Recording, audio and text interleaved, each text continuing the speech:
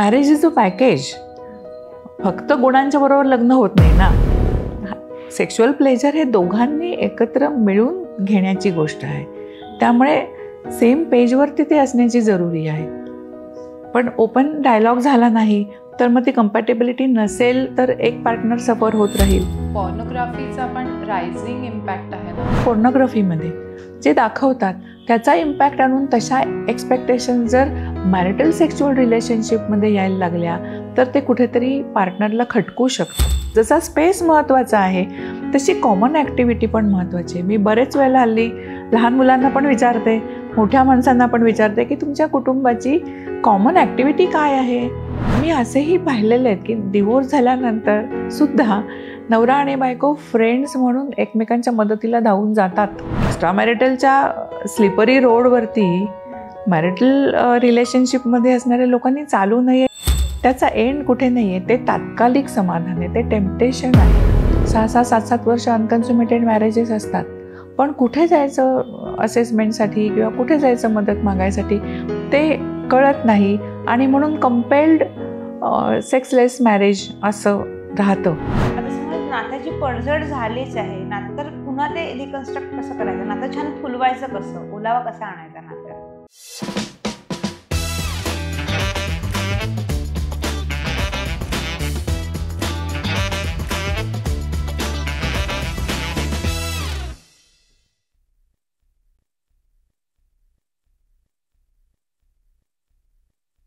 नमस्कार, बोलबाला चॅनलमध्ये आपलं स्वागत आहे. तुम्ही आमच्या चॅनलला फार छान प्रतिसाद देताय, मस्त मस्त आमचे एपिसोड बघताय. तर आमचं चॅनल लाईक, शेअर, सबस्क्राईब करा. कारण आम्हाला दिसून येतं की बरेच वेळा आमचा एपिसोड पाहिला जातो पण लाईक आणि सबस्क्राईब करायचं राहिलं, तर नक्की करा. केलं का? आजचा आपला एपिसोड आहे कपल थेरपी विषयी. लग्न झाल्यानंतर आयुष्यात कोणते बदल होतात, आपलं नातं फुलवायचं कसं, जास्त छान कसं करायचं, आणि जर काही करत असेल नातं ते सांधायचं कसं, त्याचं ऑइलिंग कसं करायचं, याविषयी मार्गदर्शन करण्यासाठी आज आपल्या बोलबालाच्या स्टुडिओमध्ये आले आहेत डॉक्टर उज्ज्वल नेने. उज्ज्वल नेने या सेक्शुअल हेल्थ कन्सल्टंट असून सायकोलॉजिस्ट सुद्धा आहेत आणि 30 ते 35 वर्षाचा अनुभव आहे. तर त्यामुळे ह्या विषयावरती ते फार छान मार्गदर्शन करू शकतील. तर नक्की पहा आमचा एपिसोड. आणि ह्या आधीचा एपिसोड होता आपला प्री मॅरेज काउन्सिलिंग विषयी. तर त्या एपिसोडची पण लिंक मी सबस्क्रिप्शन बॉक्समध्ये देते, ती नक्की पहा. आणि असे कोणते विषय बोलबाला जर आपल्यासमोर घेऊन आला तर तुम्हाला आवडेल ते सुद्धा नक्की सांगा. आणि हो, आमच्या चॅनेल लाईक, शेअर, सबस्क्राईब करा. आणि भेटूया कपल थेरपीच्या भागात. चला, लग्न झाल्यावर काय बदलतं? लग्न झालं की नेमकं काय बदलतं? तुमच्याकडे प्रसन्न सगळं बदलतं. किंवा काय लेवलला बदलत असेल प्रत्येकाचं? आता हे बघ, लग्नाच्या आधी तुम्ही एकटेच असता की नाही, भावंड असतं तुमच्या बरोबर शेअरिंग करायला किंवा भावंड आयदर लहान किंवा मोठं असतं, म्हणजे तुमच्या बरोबरीचं असं कोणीच नसतं. लग्नानंतर तुमच्या संपूर्ण भूमिकांच्या मध्ये फरक पडतो. नाती तुमची वेगवेगळी जुळली जातात. जबाबदाऱ्या तर आहेतच आहेत. तुमचं सगळं घर, आता मुलगी, आपल्याकडे मुलगी जाते सासरी, तर ती मुलगी सासरी जाते, तिचं सगळं इकडचं सोडून ती दुसऱ्या घरामध्ये जाऊन राहते. त्याही लोकांना कोणतरी नवीन राहायला आलं, वेगळाच माणूस, तिच्याबरोबर ऍडजस्ट करायला पाहिजे. हे त्याही लोकांना ऍडजस्टमेंट करायला लागते. काही जण करतात, काही जण न करतात, तिलाच मॅक्झिमम करायला लावतात. हाही भाग आहे त्याच्यामध्ये. त्यामुळे लग्नानंतर आयुष्यातल्या अनेकच गोष्टी बदलतात. एकतर तुम्ही स्वतंत्र प्रकाराने निर्णय किती घेऊ शकता. तुमचं लैंगिक जीवन पूर्णपणे चालू होतं असं मी म्हणेन. लग्नानंतर ती एक नवीन संपूर्णपणे आयुष्याची जी ही आहे, काय म्हणते, पद्धती म्हणू आपण, ती चालू होईल. किंवा emotional connectivity as a partner. आपण इमोशनली कनेक्ट पालकांच्या बरोबर असतो, मित्रमैत्रिणींच्या बरोबर असतो, भावंडांच्या बरोबर असतो. पण इथे आपल्या स्पाऊस बरोबरची जी इमोशनल कनेक्टिव्हिटी आहे ती वेगळ्या प्रकारची आहे. त्याच्यामध्ये ती इंटिमसी येण्यासाठी म्हणून काही गोष्टी करायला हव्यात. त्यामुळे मॅरेज हा अकाउंट आहे. तो त्या इव्हेंटच्या दिवशी सुरू झाला आणि नंतर त्याच्यात तुम्ही फक्त विड्रॉ करत राहिलात आणि तुम्ही इनपुट काहीच नाही दिलात, कसं होणार? मग ते विसंवादाकडे जातं. म्हणून पहिल्यापासून नातं सांभाळलं गेलं पाहिजे, जोपासलं गेलं पाहिजे, स्ट्रॉंग केलं गेलं पाहिजे. त्यामुळे हे सगळं बदलतं. एक ते वाक्य ना, काही दिवस भाळण्याचे आणि काही सांभाळण्याचे, तर सांभाळण्याचे जास्त आहे. भाळून झालेलं आहे, आता आयुष्यभर सांभाळायचंय. आणि सांभाळायचंय म्हणण्यापेक्षा सुद्धा वंडरफुल रिलेशनशिप आहे. बरोबर. दोघांचं जे कपल रिलेशनशिप आहे ना, इट्स अ वंडरफुल रिलेशनशिप. त्याच्या सगळ्या शेड्स तुम्हाला बघायला मिळतील. भांडतीलाही पण प्रेमाने जवळही घेतील, असंही आहे. सगळंच आहे त्याच्यामध्ये. फक्त तुम्ही किती म्हणजे किती उत्साहाने ते जगता आणि जगत राहता वर्षानुवर्ष, बरोबर, ही पण महत्वाची गोष्ट आहे. मॅम, रिमॅरेज साठी जाणाऱ्या कपल्सचं प्री मॅरेज काउन्सिलिंग कसं करायला लागतं? हो, लागतं. हल्ली अशा केसेस येतात बरं का. म्हणजे डिवोर्स झालेला आहे आणि त्या डिवोर्सची सगळी प्रोसिजर म्हणजे इट्स व्हेरी ट्रॉमॅटिक. म्हणजे ती 2 वर्ष चालेल, 3 वर्ष, अगदी म्युच्युअल अंडरस्टँडिंगने म्हणलं तरी वर्ष 1.5 वर्ष कुठेच नाही गेलं. त्याच्यानंतर मग नवीन नातं, मग आई वडील इकडे मागे लागलेले असतात दोघांचेही, की आता आम्ही आहोत, आम्ही सपोर्ट करतोय, तोवर दुसरं लगेच आपण बघूया, करूया. तर तेव्हा बऱ्यापैकी काउन्सिलिंगची जरूर पडू शकते. आणि अशा काही केसेस मी पाहिलेल्या पण आहेत, की पहिल्या मॅरेजमध्ये काहीतरी कारणांनी ते डिस्टर्ब झालं. मग त्याच्यामध्ये काही वेळेला इन लॉज हे कारण असू शकतं, इंटरपर्सनल रिलेशनशिप हे असू शकतं, सेक्शुअल कम्पॅटेबिलिटी नाही हे असू शकतं. अनेक कारणांच्यामुळे डिवोर्स होतात, आपल्याला ठाऊक आहे ते. किंवा एक्स्ट्रा मॅरिटल काही दिसल्या गोष्टी, मग सुटे झाले ते दोघंजण. पण तो जो ट्रॉमा असतो, तर तो त्याच्याबरोबर आपण आता नवीन परत त्याच रिलेशनशिपमध्ये शिरायचं, तर अशा वेळेला पुन्हा आपण म्हणतो की ते बॅगेजच आहे एक प्रकारचं. तर तेव्हा 1 to 1 काही वेळेला थेरपी अशी लागूच शकते. आणि हे रिमॅरेजसाठीच्या काउन्सिलिंगमध्ये जर मूल असेल आधी, तर त्या मुलाचं पण काउन्सिलिंग केलं जातं?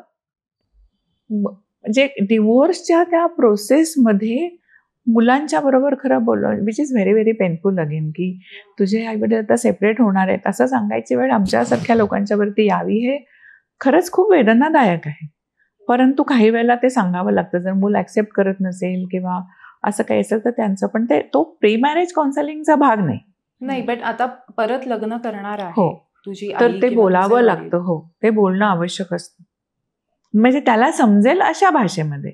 समजा 4 वर्षाचं मूल आहे, तर त्याला पण सोप्या भाषेमध्ये आपण सांगू. पण जर टीन्समध्ये शिरतंय, 10, 11, 12 वर्षाचं आहे, तर गरज काय असते? मी आहे, मी मोठा झालो की मी तुझ्याकडे बघणार, किंवा मी मोठी झाले की तुला सांभाळणार आहे, मग तू कशाला लग्न करतेस? म्हणजे मुलाच्या मनामध्ये एक एन्झायटी तयार होते की आता दुसऱ्या व्यक्तीकडे आपली आई किंवा आपले बाबा खेचले जातील. मीडियातल्या गोष्टी पण आहेतच, तुम्हाला माहिती आहे, अनेक मालिकांच्या मधून नको नको त्या गोष्टी कानावर पडतात. सो अशा वेळेला मुलाला काउन्सिलिंगची जरूर पडू शकते, आणि केलंही जावं. ते त्याला अध्यारत धरायचं नाही, त्याला असं टेकन फॉर ग्रँटेड नाही करायचं की तो मान्य करेलच, त्याचं माझ्यावर एवढं प्रेम आहे, असं नाही. मुलाशी वेगळा संवाद केला गेला पाहिजे. तसंच पुन्हा लग्न करणारे जे पती पत्नी आहेत, तर त्यांच्याशीही हे बोललं गेलं पाहिजे. कारण बरेच वेळेला मगाशी म्हणल्याप्रमाणे की पहिल्या लग्नाच्या ज्या स्कार्स आहेत उठलेले मनावरती, सगळे कटू अनुभव आहेत. दोघंही जण कचा भांडले आणि वेगळे झाले असं फार रेअर दिसेल. एकाच काहीतरी एक कारणीभूत असतो आणि दुसरा विक्टिम असतो किंवा सफर होत असतो. तर ह्याला तू कसं वागू नकोस पुढच्या लग्नामध्ये हे सांगावं लागतं. आणि victim is always not a victim हे ह्याला सांगायला लागतं, ह्याला किंवा हिला. आता तुम्ही ते तसं जेंडर असं धरू नका, ठीक आहे? कारण त्या गरजा असतात, आणि हे सगळे पुन्हा तुम्हाला सांगते की हे सगळे मानसिक त्याच्यात कंगोरे आहेत. त्याची उकल करून, त्याच्या मुळाशी जाऊन, त्याचा तो गाभा शोधून तिथे काम केलं की मग पुढच्या गोष्टी सगळ्या स्मूथली सुरू होतात.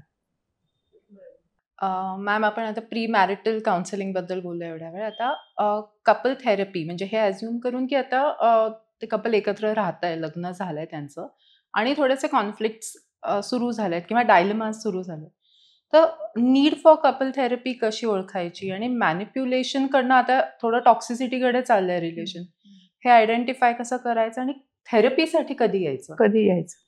खरं आहे हे. बरेच वेळेला बराच म्हणजे कालहरण होतं ह्याच्यामध्ये. योग्य वेळेला जो निर्णय घेतला गेला पाहिजे की आता आपल्याला कपल थेरपीला जायची गरज आहे किंवा मॅरेज काउन्सिलिंगची गरज आहे, तर बऱ्याच वेळेला गैरसमजातनं असा विचार केला जातो की आपले प्रॉब्लेम आहेत, आपले आपण सॉल्व्ह करायला पाहिजेत, पण त्यासाठीची तंत्र विकसित मनात व्हायला हवी आहेत किंवा त्यासाठी जे योग्य ज्ञान असायला पाहिजे ते नसतं. परंतु त्याचबरोबर आपले प्रॉब्लेम लोकांसमोर जाऊन का सांगायचे, अशी एक विचारसरणी असते लोकांची, की बरेच वेळेला लोकांना आपले प्रॉब्लेम चव्हाट्यावर नाही आणायचे. पण काउन्सिलरकडे जाणे हा चव्हाटा नाही आहे. बरोबर. ती प्रॉपर हेल्प घेणं आहे. म्हणजे हेल्प न घेण्यापेक्षा हेल्प घेणं ही केव्हाही बरोबर गोष्ट आहे. तर ते कधी घ्यावं, तर छोटी मोठी भांडणं, छोटे मोठे विसंवाद, छोटे डिस्प्यूट्स हे असणार. दोघंही जण वेगवेगळ्या पार्श्वभूमीत येत असतात, दोन वेगळ्या व्यक्ती आहेत. व्यक्तिभिन्नत्व हा मोठा एक भाग असतोच, कुठेही असतो तो. तर ते सगळं असून जेव्हा असं वाटू लागतं की आता बास, आता हे रिलेशनशिप मला डोईजड व्हायला लागलंय किंवा हे रिलेशनशिप मला निभावता येत नाहीये, दररोजचे प्रॉब्लेम्स वाढत चाललेत, मानसिक दुरावा येऊ लागलेला आहे, भावनिक इंजुरीज फार सहन करायला लागतात दोघांना पण, घरातलं वातावरण सगळं बिघडायला लागलेलं आहे आणि रिझोल्युशन होतच नाहीये. कम्युनिकेशनपेक्षा भांडणं जास्त होत आहेत, प्रॉब्लेम सॉल्व्हिंगपेक्षा ब्लेमिंग जास्त होत आहे, क्रिटिसिझम जास्त होत आहे, फॉल्टी कम्युनिकेशन वाढत चाललेलं आहे आणि मन इतकी दुखावलेली आहेत की मग एवढ्या वेळ थांबू नये. मी म्हणते की एवढं सगळं म्हणजे होईपर्यंत वाट नाही बघायची. आता थोडंसं आपल्याला वाटते की हे फार लॉंग ड्युरेशन, 5-6 महिने वाट बघितली तर 5-6 महिन्यात सुटत नाहीये ना, मग लगेच जा. 1-2 वर्ष 5 वर्ष वाट नाही बघायची. किंवा घरातच केलं जातं काउन्सिलिंग, हे पण चुकीचं एक बरोबर आहे. घरात नाही, घरात काउन्सिलिंग नाही करू शकत. म्हणजे काउन्सिलर पर्यंत पोहोचायच्या आधी घरातल्या 4 लोकांशी ऑलरेडी डिस्कस. मी तुम्हाला सांगू का, बैठकीचं स्वरूप असतं ते. आणि बैठकीमध्ये काय होतं, मग त्या मध्यस्थाला पण बोलवलं जातं, तुमच्या ओळखीतनं हा मुलगा आला किंवा तुमच्या ओळखीतनं ही मुलगी आलेली आहे, हे बरोबर नाही. आणि मग त्याच्यामध्ये बरेच वेळेला एकाला व्हिक्टिम केलं जातं की तुमच्या ओळखीतनं ही मुलगी आली पण हिला साधे रीतिरिवाज माहिती नाही, तिला साधा स्वयंपाक करता येत नाही किंवा तो मुलगा जो आहे तो काहीच रिस्पॉन्सिबिलिटी घेत नाही घरामध्ये, तो अगदी खूपच अलूप असतो किंवा सारखंच आई वडिलांच्या बरोबर खूप इंटरॅक्शन करतो, आमच्या मुलीकडे लक्षच देत नाही. परंतु मुलीची ती तक्रार आहे का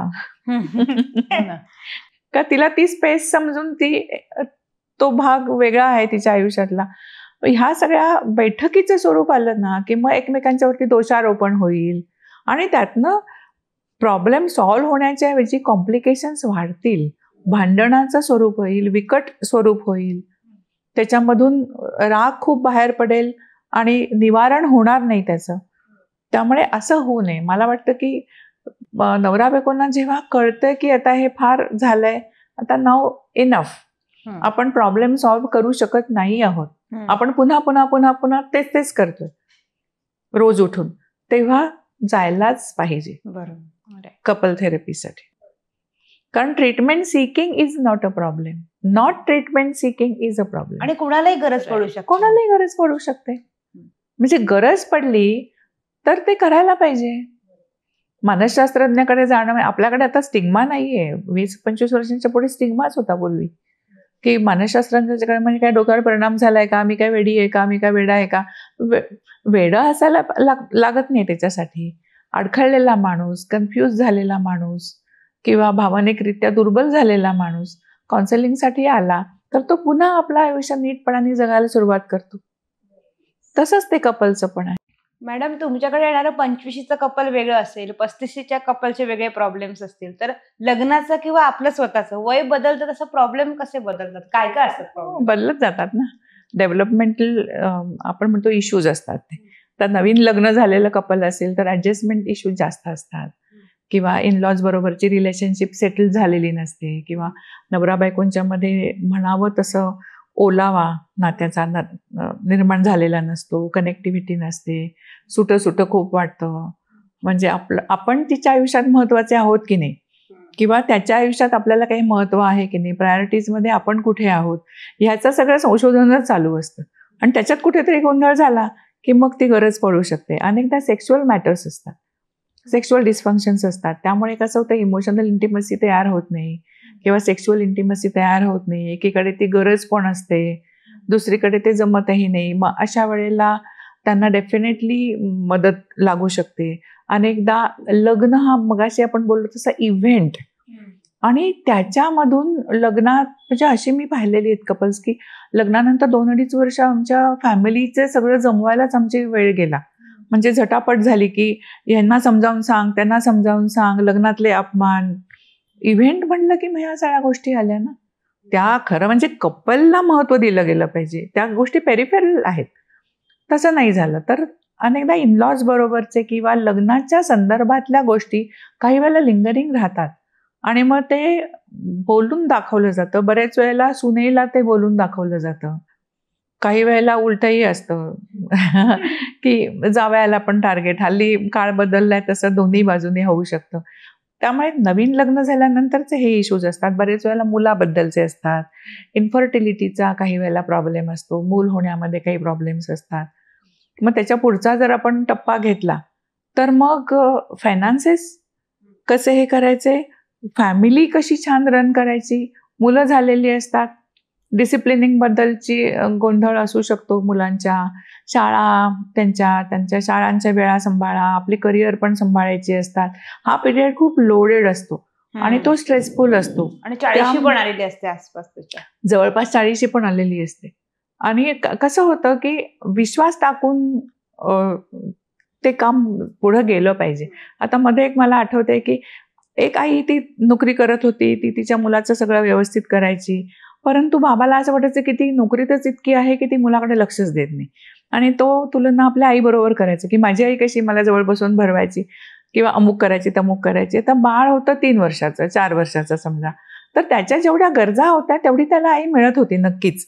परंतु ह्याच्यामुळे त्या दोघांच्या मध्ये वाद व्हायला लागले की तू मुलाचं नीट करत नाहीयेस किंवा जबाबदारी घेत नाहीयेस. बरेच वेळेला असं होतं की बाबा लोक अजिबातच मुलांच्या स्कूलमध्ये जात नाहीत किंवा पेरेंट टीचर मिटिंगला जात नाहीत. मग ते बारीक बारीक गोष्टी असतात अनेक, आणि त्या जर स्फोटक व्हायला लागल्या तर मग तो कालावधी असा स्ट्रेसफुल पण असतो, भांडण पण होत असतं, कसं पुढे जायचं ते कळत नाही, पण आयुष्य तर जगायलाच पाहिजे, असा एक प्रकार असतो. पुढे टीन एजमध्ये मुलं गेली की तो एक वेगळा प्रकार असतो. तेव्हा पालकांच्या मधला डायलॉग जर व्यवस्थित नसेल, आधीपासूनच खुसफुस असेल, तर टीन एजमध्ये मुलं जात असताना फारच नात्यांमध्ये दुरावा आलेला दिसतो आपल्याला. नवरा बायकोंच्या मध्ये किंवा पेरेंट चाइल्ड रिलेशनशिपमध्ये त्याचा खूप इम्पॅक्ट आलेला दिसतो. कारण आपण सगळं आईबाबांकडे बघूनच आपलं सगळं होत असतं, रेफरन्ससाठी आईबाबांच्याकडे बघितलं जातं. दुसरा एक प्रकार असतो की त्याच काळात करिअर मधल्या संधी खूप येत असतात.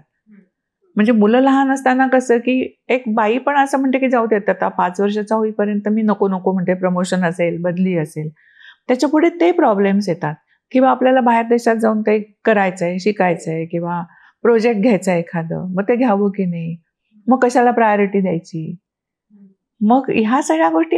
आणि हे बघा आयुष्य आहे ना, हे सारखं हे फ्लुइड आहे, हे सारखं बदलत राहतं. प्री मॅरेजला जरी आपण म्हटलं की ह्या गोष्टी, पण असं म्हणता येणार नाही की अजून 15 वर्षानंतर पिक्चर सेमच राहील, असं अजिबात नाहीये. काही वेळेला क्रायसिस सिच्युएशन्स येऊ शकतात, काही वेळेला हेल्थ प्रॉब्लेम्स येऊ शकतात. साधारणपणे 40 ते 50 जी कपल्स आहेत त्यांच्या आई वडिलांचे हेल्थ इश्यूज खूप महत्वाचे किंवा मेजर येऊ शकतात. किंवा कोण कुठे राहील ह्याच्यावरून पण सुरू, कोण कुठे राहील ह्याच्यावरून पण आहेच. आणि मग ते मुलांची जबाबदारी, स्वतःचं करिअर, स्वतःच्या तब्येती, घर चालवायला पाहिजे व्यवस्थित, आई वडिलांच्याकडे बघायचंय. हा 40 ते 50, 50 ते 60 मध्ये आपण म्हणतो की थोडंसं एम्प्टीनेस यायला लागतो. मुलं हळूहळू मोठी झालेली असतात, त्यांची कामाला जातात, काही वेळेला हॉस्टेलवरती शिकायला राहतात, आई वडिलांच्या पैकी एखादं कोणीतरी असतं नसतं, आणि मग तो एक एम्प्टीनेस यायला लागतो. करिअरच्या दृष्टिकोनातून सुद्धा फार 50 ते 60 मध्ये उड्या मारत नाहीत लोक, मग स्वतःचे हेल्थ प्रॉब्लेम्स थोडे सुरू होतात. त्यामुळे तिथे परत कपलमध्ये ताणतणाव येऊ शकतात, दुरावा येऊ शकतो किंवा तोचपणा येतो अनेकदा. किंवा एखाद्याला एखादी गोष्ट, बायकोला ट्रॅव्हलिंग खूप आवडतं तर नवऱ्याला एकदम बैठे कार्यक्रम टीव्ही बघायला तासनतास आवडतो. ह्या गोष्टी एवढ्या दिवस खूप प्रॉमिनंटली जाणवत नाहीत, पण जेव्हा ते दोघंच जगायला लागतात तेव्हा एवढ्या वर्षानंतर एकदमच त्रुटी लक्षात यायला लागतात की इतके दिवस चालून गेलं कारण मी बिझी होतो किंवा मी बिझी होते, पण आता ते दिसायला लागतं. त्यामुळे अगदी 60ची कपल्स पण येतात थेरपीसाठी.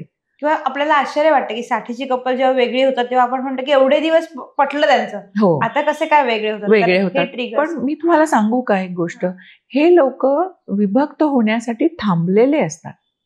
आता ह्या ठिकाणी सोसायटीचं प्रेशर आहे की मुलांचं सगळं होत नाही जोपर्यंत. समजा मुलगी आहे तर आई काय म्हणेल की तिचं लग्न होऊन तिचं पहिलं बाळंतपण होईपर्यंत माझी जबाबदारी, आणि तेवढे दिवस ती तग धरून राहील कितीही लग्नामध्ये तिला त्रास होत असला तरी. तर ते ह्यासाठी ते आपण म्हणतो की मग ती ब्रोकन होम्स आहेत खरी म्हणजे. They are living under one shelter, पण मानसिक दुरावा आधीपासूनच आलेला आहे. आणि मग 60च्या नंतर जबाबदारी संपली, हे संपली, मग काही वेळेला आपण म्हणतो की 25 वर्षानंतर डिवोर्स झाला, सेपरेट झाले, एकटे एकटे राहायला लागले, असं आश्चर्य वाटतं. परंतु त्याची सुरुवात ही कुठेतरी आधी झालेली आहे, तिथे मूळ नाहीये, मूळ कुठेतरी मागे आहे. आणि ma'am, emotional sexual fundamental beliefs बद्दलची कम्पॅटेबिलिटी ही आधी जरी डिस्कस झाली असेल लग्नाआधी, तरी ते थ्रूआउट मेंटेन कसं करत राहायचं लग्न झाल्यानंतर?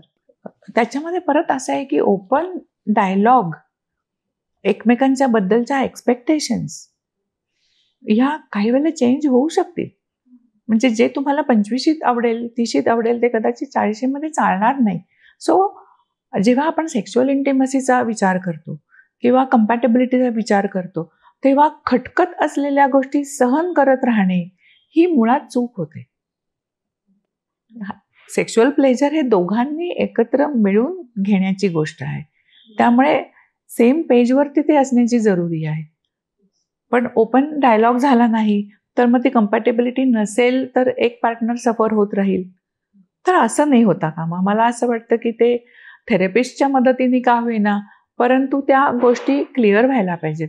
काही वेळेला अवास्तव अपेक्षा असतात पार्टनरच्याकडून, आणि त्याचा इम्पॅक्ट असतो की कुठेतरी आता सोशल मीडियाचा केवढा मोठा इम्पॅक्ट आहे. किंवा काही वेळेला आपण कलिग्स बरोबर बोलतो, मित्रमैत्रिणींच्या बरोबर बोलतो, ते सगळं सत्य असेलच असं नाही. किंवा फॉर एक्झाम्पल पोर्नोग्राफीमध्ये जे दाखवतात त्याचा इम्पॅक्ट आणून तशा एक्सपेक्टेशन जर मॅरिटल सेक्शुअल रिलेशनशिपमध्ये यायला लागल्या तर ते कुठेतरी पार्टनरला खटकू शकतं. आणि मुळात असं आहे की माझा स्पाऊस जसा आहे तसा मी ॲक्सेप्ट केलेला पाहिजे. Marriage is a package. फक्त गुणांच्या बरोबर लग्न होत नाही ना. माळ घालतो गळ्यामध्ये तेव्हा अख्खा माणूस आपण स्वीकारलेला असतो. त्यामुळे त्याच्यामध्ये गुण आणि दोष, पण दोष कसे कमी करता येतील, गुण कसे वाढवता येतील, पुन्हा हेच आहे की ओपन डायलॉग होणं, कम्युनिकेशन एन्हान्स चांगलं व्हायला पाहिजे त्यांच्यामध्ये. आणि प्रॉब्लेम ओरिएंटेड थिंकिंगपेक्षा सोल्युशन ओरिएंटेड थिंकिंग असायला पाहिजे, म्हणजे ते करेक्ट रस्त्याने पुढे जाऊ शकतात. आणि आता असं म्हणलं म्हणजे एखादी कपलमध्ये एखादा व्यक्ती असं म्हणाला की मला ब्रीदिंग स्पेस नाही मिळत आहे नात्यामध्ये, तर ते असं रॉंगली घेतलं जातं की विच मीन्स की ही असं म्हणते का की मला तुझी गरज नाहीये वगैरे. तर नात्यातलं फ्रीडम कसं जपायचं? कारण फ्रीडम हे प्रत्येकाला प्रेशियस असतं असतं आणि हवंच. काय माहिती का, क्लिंगिंग डिपेंडन्स हा असता कामा नये. एक्झॅक्टली. किंवा ओव्हर पजेशन हे असता कामा नये की तू जिथे जाशील तिथे मला लगेच सांगितलं पाहिजे. बरेच वेळे लोक सांगतात तू सेल्फी घेऊन पाठव म्हणजे नक्की त्याच ठिकाणी गेला. अरे एवढा विश्वास तर असलाच पाहिजे आपल्या स्पाऊसवरती. आणि थोडा स्पेस हा व्यक्तीला स्वतःचा म्हणून हवा आहे, प्रत्येकाला हवा आहे तो. आणि तो ग्रोथ आणि डेव्हलपमेंटसाठी सुद्धा महत्वाचा आहे. मला आठवड्यातून 2 तास वाचन करायचंय, त्या 2 तासांमध्ये तिला ते 2 तास कसे मिळतील किंवा त्याला ते 2 तास कसे मिळतील हा विचार स्पाऊसनी करायचा आहे. आणि तेव्हा असं अरेंज करायचं आहे की ती पण व्यवस्थितरित्या बिझी असेल किंवा तो पण व्यवस्थितरित्या बिझी असेल. नाही तर ती वाचत बसली आणि मग कंटाळा येऊन मग ह्याची चिडचिड सुरू झाली किंवा तिची चिडचिड सुरू झाली, याच्यात काही अर्थ नाहीये. आणि कॉमन लेजर पॉईंट सुद्धा तिथे बघितले गेले पाहिजेत की काय ऍक्टिव्हिटीजमध्ये दोघांनाही आनंद मिळेल आणि दोघंही जण तो सहभागाने आनंद मिळवतील हेही तेवढंच महत्वाचं. जसा स्पेस महत्वाचा आहे तशी कॉमन ऍक्टिव्हिटी पण महत्वाची. मी बरेच वेळेला हल्ली लहान मुलांना पण विचारते, मोठ्या माणसांना पण विचारते की तुमच्या कुटुंबाची कॉमन ऍक्टिव्हिटी काय आहे.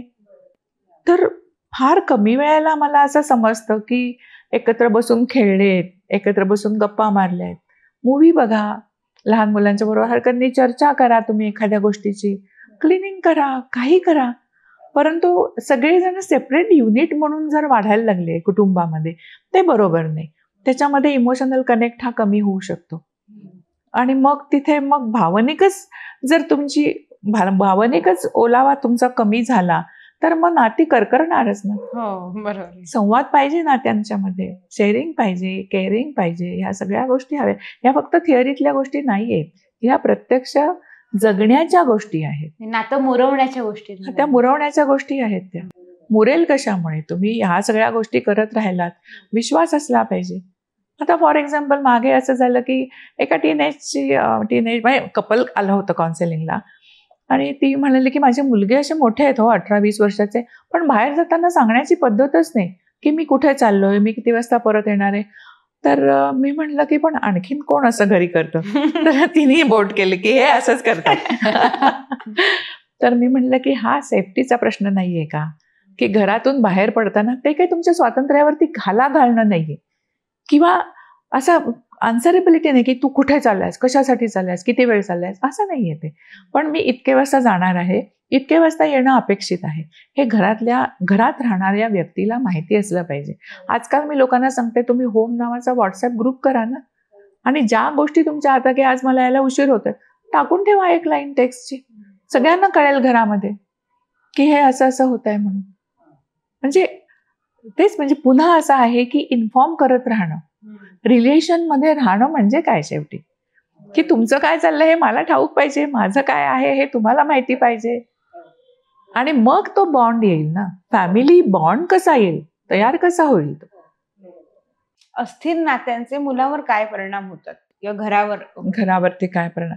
एकतर दोघांमध्ये जेव्हा विसंवाद असेल किंवा वादावादी होत असेल तर त्याच्यामुळे वातावरणामध्ये एक नकारात्मकता येतेच. आणि मुलांना काय हवं असतं शेवटी? मुलांना प्रेम हवं असतं, सुरक्षितता हवी असते, माया हवी असते. ह्याच गोष्टी पालकांच्याकडून किंवा घरात त्यांना मिळायला पाहिजे. ह्या जर प्राथमिक भावनिक गरजा आहेत त्याच्यामध्ये मुलाच्या व्यक्तिमत्व विकासाची सुरुवात होईल. जे स्थिर आहे ना तिथे वृद्धी आहे, ते वाढेल. जे अस्थिर आहे ते वाढणार नाही, ते कोमेजून जातं, ते सुकून जातं. त्यामुळे लहान मुलांचा जेव्हा आम्ही आता विचार करतो ना तेव्हा अस्थिर वातावरणाचा असुरक्षितता वाटणं किंवा विश्वास न वाटणं लोकांच्या म्हणजे मोठ्या माणसांच्या बद्दल किंवा अनेकदा आक्रमकता वाढीस लागणं, खोटं बोलायची सवय लागणं किंवा चिंता विकृती, मानसिक भावनिक दोष, भावनिक काय म्हणतो दुर्बलता असेल तर अशी भावनिक आणि वार्तनिक अशी लक्षणं मुलांच्या मध्ये दिसतात.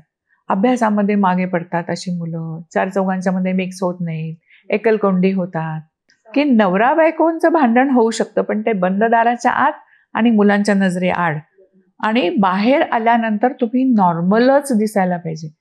आता एक मुलगी मला आठवते, ती मला सांगत होती, ती प्री मॅरेज काउन्सिलिंगला आली होती आणि ती मला म्हणली की मी कोणावर प्रेम करू शकेन असं मला वाटतच नाही. म्हणलं असं का वाटतं तुला? तर म्हणे की मी कधी असं प्रेमळपणाने बाबांनी आईला काही केलंय किंवा आईने बाबांना काही म्हटलंय असं मी ऐकलंच नाही. आमच्याकडे खूप ताण असतो आणि आमच्याकडे महिने अबोला असतो. म्हणजे एकदा जर एखाद्याच्या बरोबर म्हणजे बाबांच्या बरोबर काही झालं की 3 महिने ते बोलतच नाहीत आमच्याशी.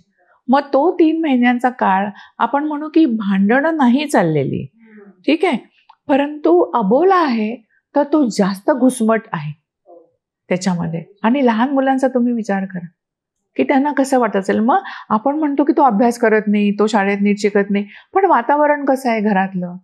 तुम्ही शांत वातावरण द्या, त्याच्यात मूल फुलणार आहे, परत ते फुलणंच आहे. आता समज नात्याची पडझड झालीच आहे, नातं पुन्हा ते रिकन्स्ट्रक्ट कसं करायचं? नातं छान फुलवायचं कसं? ओलावा कसा आणायचा नात्यात? तो आता जे त्या परिस्थितीमध्ये असतात ते इतके त्या परिस्थितीने गांजलेले असतात असं मी म्हणेन, की त्यांना मार्ग सुचत नाही. तेव्हा प्रोफेशनल हेल्प घेणं हा त्यातला उत्तम मार्ग आहे. काय काय हे असतात तुमच्याकडे थेरपिस्ट किंवा काय थेरपी, आता कपल थेरपीमध्ये जेव्हा नवरा आणि बायको भांडण, नवरा बायकोंचा विसंवाद असा आपण धरू, आणि ते आमच्याकडे आलेले आहेत, तर आता एक मानसशास्त्रज्ञ म्हणून मी काय करेन की काय प्रॉब्लेम आहे, त्या प्रॉब्लेमचं मूळ कुठे आहे, म्हणजे अनालिसिस ऑफ प्रॉब्लेम, की प्रॉब्लेम काय आहे, तो केव्हा होतोय, त्याचं स्वरूप किती गंभीर आहे. प्रॉब्लेमचा एखादा एरिया माइल्ड असतो, तिथं फार काम करायला लागत नाही, पण एखादा गंभीर आहे भाग, त्याच्यावरती जास्त मला फोकस करायला लागेल. तो असेसमेंट ऑफ मॅरिटल रिलेशनशिप हे पहिल्यांदा केलं जाईल, त्याच्यामध्ये केलं जातं. आणि मग त्याच्यामध्ये असं होतं की एकंदरीत नवरा बायकोंचा एकमेकांच्याकडे बघण्याचा दृष्टिकोन काय आहे, अपेक्षा किती आहेत, त्याच्यात काही विसंवाद आहे का, अवास्तव अपेक्षा आहेत का, आणि ढोबळ मनाने चुकांचं प्रमाण कसं आहे, म्हणजे कोण खूप मेजर चुकताय किंवा समजून घ्यायला खूप कमी पडताय दुसरा स्पाऊस. तर मॅरिटल रिलेशनशिपची असेसमेंट केली जाते. काही वेळेला आम्ही टेस्ट पण देतो. त्यामध्ये आता काही वेळेला पर्सनॅलिटी असेसमेंट करून घ्यायला लागते, किंवा मॅरिटल ऍडजस्टमेंटच्या इन्व्हेंटरीज आहेत त्या दिल्या जातात, नवऱ्याला एक आणि बायकोला एक. मग त्याच्यात आपल्याला मॅच करून बघतात की अरे ह्या एरियामध्ये हिचं मन दुखत आहे बरं का, आणि इथे हा समाधानी नाहीये, असं बघता येतं. आणि मग ते त्यांना जाणवून देता येतं. जेवढी प्रॉब्लेम बद्दलची अंतर्दृष्टी वाढेल, इन्साईट वाढेल, तेवढा माणसाला त्याच्यावरती मात करण्यासाठी मोटिव्हेशन मिळायला लागतं. राईट. त्यामुळे ते खूप महत्वाचं आहे. आणि मग इंडिव्हिज्युअल असेसमेंट पण करावी लागते. मेडिकल रिपोर्ट्स पण काही लागतात का, की तुम्ही आता मेडिकल रिपोर्ट, समजा फॉर एक्झाम्पल इन्फर्टिलिटी, तर मेडिकल रिपोर्ट लागतीलच. परंतु एखादी बाई, आता हे बघा, असं आपल्याला ढोबळ मनाने सांगता येणार नाही की मेडिकल रिपोर्ट, पण आता फार चिडचिड होते, अशी काही लक्षणं आहेत, पण मग थायरॉइड टेस्ट करून घ्यायची का, किंवा आता डिप्रेशनची काही लक्षणं दिसत आहेत, इरिटेबिलिटी दिसते, आणखीन काय दिसतंय, मग B12 आणि D3 कमी आहे का, मग बऱ्याच वेळेला मी जनरल फिजिशियनकडे जाऊन तुमचा चेकअप करून घ्या असं सांगते. काही वेळेला स्पेसिफिक असेसमेंट्स कराव्या लागू शकतात. काही वेळेला असं होतं की पर्सनॅलिटी डिसऑर्डर्स असू शकतात. मग तेव्हा काय होतं, पर्सनॅलिटी डिसऑर्डर्सची जर एक व्यक्ती आहे लग्नामध्ये, नवरा किंवा बायको, तर त्याचा संपूर्ण विवाह सांभाळण्याचा म्हणू लोड हा दुसऱ्या व्यक्तीवरती येतो. ह्याच्यात बदल होण्याचे चान्सेस फार कमी असतात. त्यामुळे ते बघावं लागतं की काय एक्झॅक्टली प्रॉब्लेम आहे, त्याचं स्वरूप किती गंभीर आहे, त्याचा इम्पॅक्ट किती होतोय, त्याच्यात रिस्क फॅक्टर्स कुठले आहेत, रिस्क असेसमेंट करावी लागते. की मारामारीचे प्रसंग येतात, पण मारामारीच्या प्रसंगात गळा दाबण्यापर्यंत येतात का, किंवा धमकी दिली जाते की मी आत्महत्या करीन, तर खरंच बाल्कनीमध्ये जाऊन वाकलं जातं का, कितीतरी गोष्टी असतात. त्यामुळे ह्या सगळ्या असेसमेंट केल्यानंतर मग बरेच वेळेला कसं होतं की आता मी पहिल्यांदा नवऱ्याशी 1 to 1 मध्ये बोलीन, बायकोशी 1 to 1 मध्ये बोलीन, मग आम्ही 3 जण मिळून बोलू. पण सुरुवातीलाच गोल ठरवलं जातं की गोल आपल्या ह्याचं हे आहे, हे तुमचे प्रॉब्लेम्स आहेत आणि ह्याच्यासाठी ही सोल्युशन्स आहेत, आणि त्याचं प्रायोरिटायझेशन करायला पाहिजे. की आता एखाद्या मुलांच्याच वरती इम्पॅक्ट होतोय भांडणाचा, तर पहिल्यांदा तिथे सुधारा, कारण ते जास्त रिस्की आहे. किंवा इम्पल्स कंट्रोल खूप कमी आहे, मग तिथे मेडिकल हेल्प घ्यायला लागेल, की आपल्याला सायकियाट्रिस्टची मदत घ्यायला लागेल, ड्रग सपोर्ट घ्यायला लागेल. सो केस परत्वे टेलर मेड असतं हे सगळं. त्यामुळे असेसमेंट करून मग थेरपी. पण मग ही थेरपी जी म्हणतो आपण, तर ते थेरपी म्हणजे काय, तर ते तंत्र आहे. मग बरेच वेळेला वेगवेगळी आम्ही स्किल्स वापरतो, किंवा प्रॅक्टिस करून घेतो, किंवा रोल प्लेज करून घेतो, होमवर्क करायला देते मी काही वेळेला की हे तुम्ही बघा, हे तुम्ही बघा. म्हणजे अशी ती शिक्षणाचाही भाग आहे, सायको एज्युकेशनचा त्याच्यामध्ये भाग आहे, ट्रबल शूटिंगचा भाग आहे, की हे मी करायला दिलाय पण ते करायला जमलं नाही, मग का नाही जमलं, त्याच्यासाठी आता पुढे जाऊन तुम्ही काय कराल, तर तो माझ्याकडे प्लॅन तयार असेल की हे जमलं नाही तर आपण हे सांगायचं. आणि आता सांधायचे सगळे प्रयत्न झालेत, पण आता विभक्त व्हायचे, तर चांगल्या पद्धतीने विभक्त कसं व्हायचं, आणि विभक्त व्हायची वेळ आली तर रेड फ्लॅग्स कोणते फ्लॅग्स, की पराकोटीची भांडण आहेत, किंवा तयारच नाहीये आपण त्या नात्यामध्ये राहायला, किंवा कॉन्स्टंट स्ट्रेस आहेच मनावरती, असॉल्ट आहे, अब्यूज अब्यूज आहे, असल्ट आहे, किंवा मारामारीचे प्रसंग खूप येत आहेत किंवा पब्लिकली ह्युमिलिएशन होत आहे. नवऱ्याची किंवा बायकोच्या ऑफिसमध्ये जाऊन ओरडाआरडा करणे किंवा म्हणजे सोसायटीचा एखादा कार्यक्रम चाललाय तिथे काहीतरी असं करणे. तर हे आपल्याला म्हणू शकतो. किंवा मुलांच्या मध्ये सिव्हिअर लक्षणं दिसणं किंवा त्या दोघांच्या मध्ये डिप्रेशनची लक्षणं दिसणं, म्हणजे हे आपल्याला म्हणू शकतो की बुवा हे नाहीच एक वर्कआउट होत. तर अशा वेळेला पुन्हा ते शांतपणाने ते कसं होईल. कारण मी असेही पाहिलेले आहेत की डिवोर्स झाल्यानंतर सुद्धा नवरा आणि बायको फ्रेंड्स म्हणून एकमेकांच्या मदतीला धावून जातात. किंवा नवऱ्याच्याकडे तर मला आठवत आहे मागे ते सेपरेशनच आहे झालेलं, डिवोर्स झाला होता म्युच्युअल अंडरस्टँडिंगनी आणि मुलांची जबाबदारी आईकडे होती. पण ते बाबा व्यवस्थित भेटायला यायचे. असं पॉयझनिंग नाही की बाबा आलं की त्याला भेटू नको, नाही असं नाही. बाबांचं आणि आईचं दोघांचंही प्रेम त्या मुलांना मिळायला पाहिजे. ती मुलं भेटायची. मग एकदा त्याला कुठं US ला जायचं होतं, तो कुत्रा सांभाळायला ह्यांच्याकडे आणून ठेवला होता की माझ्या पेटची तुम्ही काळजी घ्या, आणि हे घेत होते 3 जण. मग हे असंही पाहिलेलं आहे आणि हेच खरं हेल्दी आहे. कारण 2 व्यक्तींचं सहजीवनामध्ये पटत नाही याचा अर्थ ते शत्रू झाले असं नाहीये. आणि बऱ्याचदा मॅडम समाज पण त्याला शत्रू रूपात बघतो. एक्झॅक्टली. सो तशी गरजच नाहीये ना, की ते व्यक्ती आहेतच आणि दोघांच्या मध्ये काही चांगल्या गोष्टी नक्कीच आहेत, फक्त ते एकमेकाला कम्पॅटेबल नाही झाले कुठल्या ना कुठल्या कारणाने. पण ह्याचा अर्थ त्यांनी शत्रुत्वाने जगावं एकमेकांच्या बरोबर असं अजिबातच नाहीये. आणि एस्पेशली जेव्हा मुलं असतील तेव्हा त्यांची पालकत्वाची भूमिका मरेपर्यंत संपेल कशी मला सांगा. ते पालक तर राहणारच आहेत. जेव्हा मुलं ऍडल्ट होतील, मोठी होतील, तेव्हा हळूहळू ती जबाबदारी कमी होईल नॅचरली, पण तोपर्यंत तर आहेच ना. त्यामुळे माझ्या अडचणीच्या प्रसंगामध्ये मी तिला हक्काने मदत मागू शकतो किंवा मी त्याला मदत मागू शकते. हा भाव ठेवून जर ते सेपरेट झाले, मी म्हणेन ते हेल्दियर सेपरेशन आहे.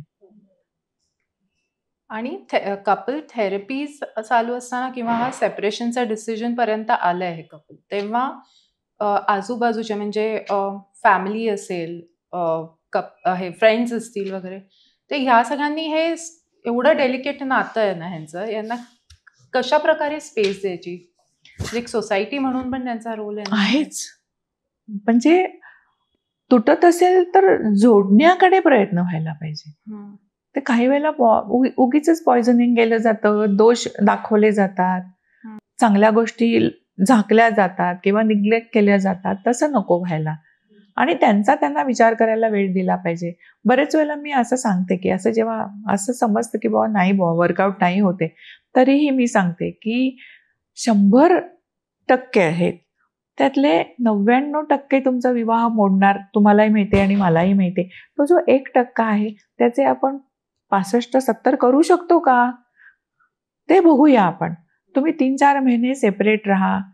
सेपरेट राहून तुम्हाला काय वाटतंय ते बघा, इंट्रोस्पेक्शन करा थोडंसं. लग्नाची गरज कितपत आहे, मी एकटा किंवा एकटी राहण्यासाठी काबिल किती आहे, लग्नातनं मला जे मिळतंय ते मला एकट्याला राहून मिळेल का, हाही विचार तुम्ही करा. नुसतं वेगळं व्हायचंय असं म्हणून नाही चालणार. त्याच्याबरोबर त्याचे जे कॉन्सिक्वेन्सेस आहेत त्याला सामोरं जायला तुम्ही 100% तयार आहात का. कारण आईवडिलांचा सपोर्ट असतो, पण तो किती दिवस. भावंडही म्हणतात की मी तुझ्या पाठीशी आहे, तर ते किती दिवस. म्हणजे भावनांच्या आंदोलनावरती घेतलेला निर्णय डिवोर्सचा हा परत मी म्हणेन चुकीचा आहे. बुद्धिनिष्ठ विचार करून, विवेकनिष्ठ विचार करून सेपरेशनचा निर्णय घेतला तर तो दोघांच्यासाठी आणि मुलांच्यासाठी जर असतील तर लाभदायक ठरू शकतो. बरोबर. की आपण आजकाल घरापेक्षा पण जास्त वेळ ऑफिसमध्ये असतो, तर ऑफिसमधल्या रिलेशनशिपचा आपल्या संसारावर, घरातल्या वातावरणावर परिणाम होतो. तर अशा काही केसेस किंवा याबद्दल येतात ना येतात. काय होतं की इंटरॅक्शन ज्यांच्याबरोबर जास्त, ज्यांच्याबरोबर संवाद जास्त, त्यांचा थोडाफार प्रभाव आपल्यावरती पडू शकतो.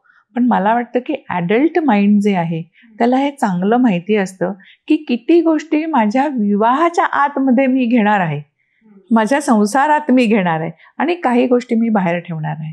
ते भान असलं पाहिजे.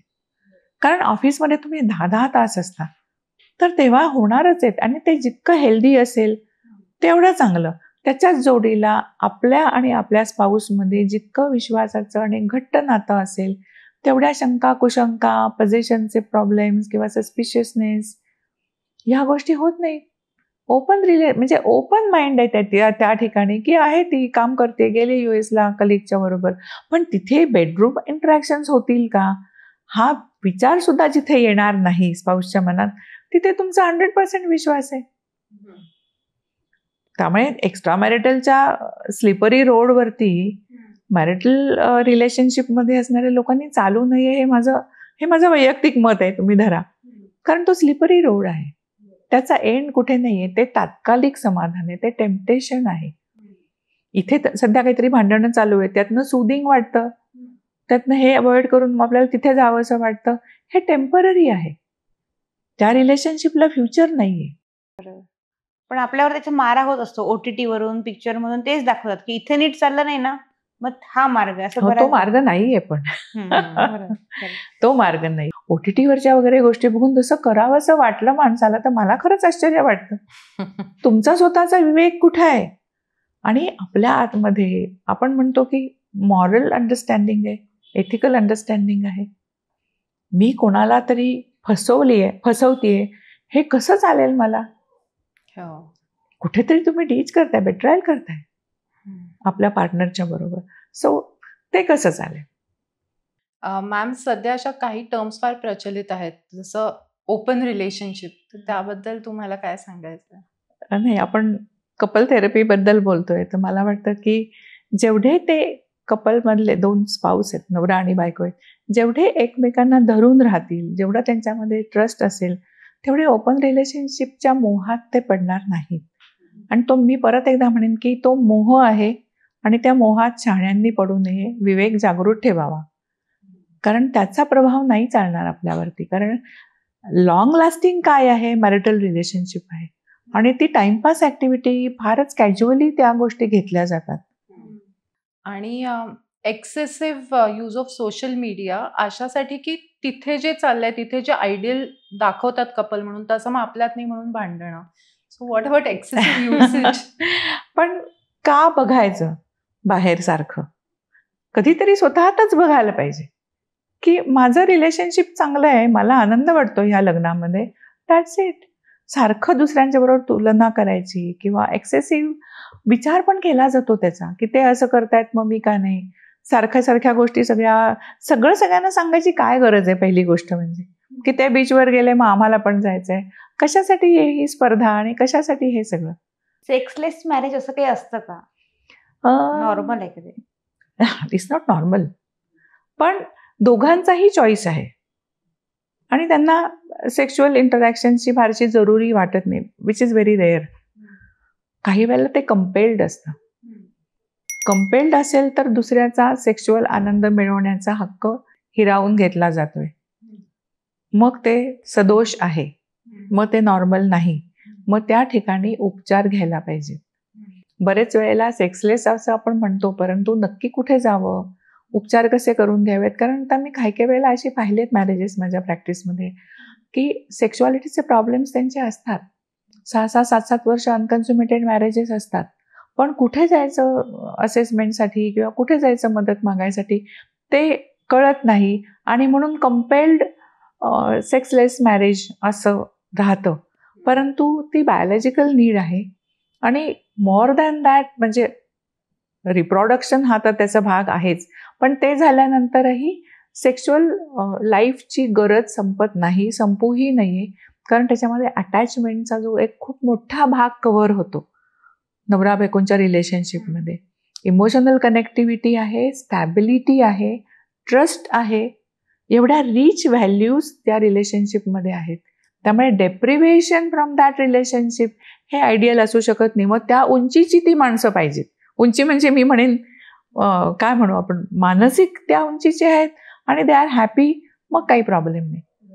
पण कोणावरही सक्ती नाही होता कामा. आता मागे आठवतंय मला की एक मोठी 53 वर्षांची बाई ती आली होती सेक्शुअल हेल्थ क्लिनिकमध्ये, आणि ती म्हणाली की आपल्याला गरज वाटू नये, आपल्याला त्याची गरज वाटू नये म्हणून आपण काय करू शकतो. म्हणलं अहो असं नाही, ती गरज आहे आणि ती वाटणं स्वाभाविक आहे. तर तिने मला जे सांगितलं which was very shocking for me, की ती म्हणाली की मला पहिली 2 मुलं झाल्यानंतर नवऱ्याने मला न सांगता कुठल्या तरी एका कळची दीक्षा घेतली आणि त्यांनी सांगितलं की इथून पुढे तुझ्याबरोबर मी कधीही सेक्स करणार नाही. हे तिला सांगून विचारून नाहीच, पण हे तिच्यासाठी शॉकिंग होतं. आणि आता तो तिला गिल्ट आला होता की एवढे दिवस आपण असेच राहिलो, एवढी तडफड झाली आपल्या जीवाची. असं नाही होता का?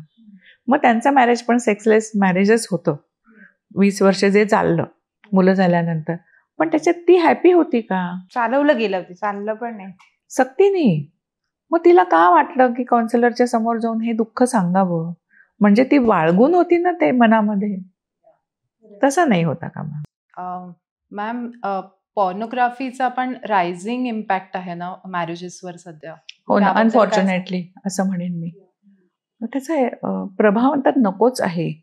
त्याचा वापर जेवढा कमी असेल ना तेवढं चांगलं आहे. कारण एक आहे की सेक्शुअल प्लेजर जे घ्यायचं आहे ते कन्सेन्च्युअल असलं पाहिजे. दोघांच्या मान्यतेने, दोघांच्या संमतीने, दोघांना आवडेल तसं, दोघांना पटेल तसं, असं सगळं ते मिळवायचं आहे. आणि त्याच्यात दोघांचं इक्वल समाधान आहे.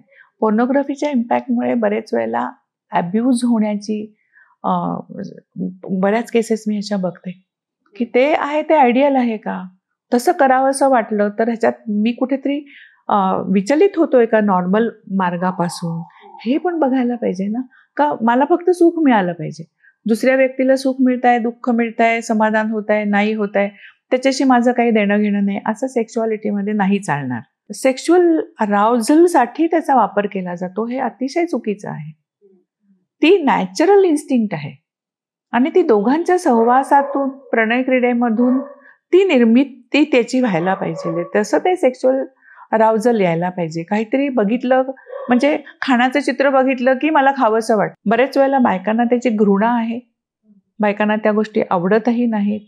अनेकदा तिथे केलेल्या गोष्टी ह्या करून बघूया ह्या निमित्ताने केल्या जातात, पण त्याचे इमोशनल स्कार्स दुसऱ्या पार्टनरवरती आणि मोस्टली फिमेल पार्टनरवरती होतात. हेही मी पाहिलेलं आहे क्लिनिकमध्ये. त्यामुळे माझं तर म्हणणं असं राहील की शक्यतो नाहीच. आता हॉस्टेलमध्ये राहतात मुलं, तेव्हा काहीतरी जुन्या ह्याच्यात गोष्टी, पण जेव्हा तुम्ही कपल रिलेशनशिपमध्ये आला, जेव्हा तुम्हाला राजरस्ता माहिती आहे की सेक्शुअल प्लेजर कसं मिळवू शकतो आपण एकमेकांच्या सहवासामध्ये कम्पॅटेबल होऊन, तो मार्ग जास्त बरोबर आहे. आणि बरीच कपल असं सांगतात की आम्ही कधीच भांडलो नाही किंवा आमचं कधीच भांडण नाही झालं. तर तुम्हाला काउन्सिलर असं होऊ शकतं का? कधीच भांडण नाही, हे नॉर्मल आहे का? नाही, हे बघा, व्यक्ती म्हटल्यानंतर त्याच्यामध्ये भेद असणारच. म्हणजे तुमच्यामध्ये मतभेद असणारच. 2 व्यक्ती एकत्र राहायला लागतात छोट्या मोठ्या कारणावरून. कदाचित त्यांची भांडणाची व्याख्या म्हणजे डिव्होर्सपर्यंत जाणारी भांडणं अशी असू शकेल, जे लोक असं सांगतात ते. किंवा काय होतं की भांडणाची भीती वाटते की मी जर बोललो तर मग पुढे काय होईल, सेन्स ऑफ इन्सिक्युरिटी असल्यामुळे मग ते भांडणापर्यंत जात नाही, पण मनं दुखावलेली राहतात. मनामध्ये जे खळबळ असते ती असतेच चालू, फक्त ती व्यक्त होत नाही. एका बाजूने ती खरी व्यक्त झाली तर निदान दुसऱ्या पार्टीला समजेल तरी की बाबा ह्या गोष्टींची तक्रार चाललेली. भांडण चांगलं पण आहे, हितकारक आहे, चांगलं नाही मी म्हणणार. हितकारक का आहे? कारण इन्साइट येईल दुसऱ्या व्यक्तीला की अरे हिला हे आवडत नाहीये तर मी चेंज करायचा प्रयत्न करतो, किंवा ह्याला ह्या गोष्टी आवडत नाहीत, पटत नाहीयेत, तर मी चेंज करेन. भांडण म्हणणं म्हणजे भांडण करू नये, पण फीडबॅक द्यायला पाहिजे. एकमेकांशी मोकळेपणाने बोललं गेलं पाहिजे. पण जे लोक आमची भांडणच होत नाहीत असं म्हणतात ते डिनायल मोडमध्ये असतात. कदाचित ओपनली भांडण होतं हे सांगणं लांछन आहे.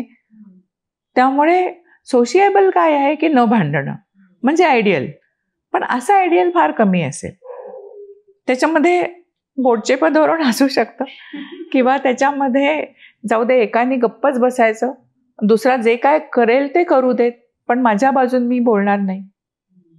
बरेच वेळेला असं सांगतात की मॅडम आता तुम्ही त्याला किंवा तिला सांगा, मी माझ्या बाजूने कधीही सांगितलं नाही की हे हे हे मला खटकतंय, एवढे वर्ष मी गप्प बसले किंवा गप्प बसलो, पण तुम्हीच आता ते सांगा. म्हणजे खतखत होती ना, भांडण नव्हतं. आणि ते एकदम उसळून वर येत असेल, अशी खतखत डावळा होत असेल. सिझिंग ते कधीतरी बाहेर येणार. आज मी बरेच वेळेला सांगते की जे नवीन लग्न झालेले लोक त्यांनी भांडणाने सुरुवात नाही करायची, नाहीतर ते फायटिंग कपलच्या म्हणजे त्या पॅटर्नमध्ये जातात आणि मग प्रत्येक गोष्ट झाली की भांडायचं आणि परत एकत्र यायचं, म्हणजे त्यांचं नॉर्मल हेच भांडण होऊन जातं. तसंही नाही होता कामा. फायटिंग कपल्स असं नाही होता कामा. शांत कपल्स कधी कधी भांडतात ते चालेल, ते नॉर्मल आहे. पण भांडण्यापेक्षा सुद्धा ठीक आहे फीडबॅक देणे मॅडम, फीडबॅक देणे आणि कधी कधी खडीमडी निघावी, हरकत नाही, पण ते भांडण सोल्युशननी संपलं पाहिजे. भांडायला हरकत नाहीये, पण व्हॉट इज द सोल्युशन? जर सोल्युशन सापडलं नाही तर टाइम प्लीज करा भांडणामध्ये आणि हाच विषय पुढच्या शुक्रवारी पुन्हा सुरू करू किंवा पुढच्या बुधवारी सुरू करू पुन्हा. काही भांडण अबोले तुम्ही म्हणाल 3-4 महिने नाही, ते अत्यंत अनहेल्दी आहे आणि त्याचा इम्पॅक्ट हा दूरगामी आहे, निगेटिव्ह आहे आणि त्याच्यामुळे अनेकदा मी सायकोसोमॅटिक इलनेसेस पाहिलेले आहेत because of such kind of अबोला म्हणजे माणसाला ते सहन होत नाही, सफोकेटिंग आहे ते, की तुम्ही व्यक्तच नाही व्हायचे. एक बोलत नाही मग दुसराही बोलत नाही ना. नवरा म्हणतो की मी तुझ्याशी बोलणार नाही, याचा अर्थ बायको त्याच्याशी बोलतच नाही, म्हणजे दरवाजे बंद होतात त्या ठिकाणी, प्रॉब्लेम्सच कळत नाही. Exactly. So ma'am thank you so much. लग्न करावं की नाही हा ज्याचा त्याचा निर्णय आहे, सोसायटी त्याला सल्ले देत राहणार आहे, पण जर त्याला लग्न करायचंय आणि नंतर काही प्रॉब्लेम्स आले तर ते सावरायचं, तर मी हे अपील करू की त्यांनी स्ट्रिक्टली प्रोफेशनल हेल्पच घ्यावी, because ultimately it is the only voice, the professional help is the only voice that matters. खरं आहे ते, कारण अनुभवी किंवा सामान्य लोकांनी प्रॉब्लेम हाताळणे ह्याच्यापेक्षा तज्ज्ञ व्यक्तींनी शास्त्रीयरित्या तो हाताळणे ही महत्वाची गोष्ट. सोनारांनी कान टोचलेले केव्हाही चांगले. आपल्या सगळ्या मॅरेजसाठी अशा लोकही सोनार आहेत, त्यांच्याकडून कान टोचून घ्यायला हरकत नाही. खरं आहे ते. शेवटी दोघांचं आनंदाचं आयुष्य सुरू राहिलं पाहिजे. बरोबर. आणि शेवटी समाजासाठी सुद्धा चांगलं आहे की जेवढे लोक आनंदाने जगत असतील तेवढा तो समाज हेल्दी आहे, हो की नाही? थँक्यू. थँक्यू. आज आपण प्री मॅरेज काउन्सिलिंगची काय गरज आहे आणि ते कशा पद्धतीने केलं जातं ह्याच्याबद्दल बोललो. त्याचप्रमाणे कपल थेरपी म्हणजे काय, त्याची गरज कशी असते त्याच्याबद्दल बोललो. तर हे बोलबाला चॅनल जे आहे ते वेगवेगळे विषय घेऊन तुमच्यासमोर येतं आहे. तर माझी तुम्हाला अशी विनंती राहील की ह्याला लाईक करा, सबस्क्राईब करा आणि शेअर पण करा. धन्यवाद.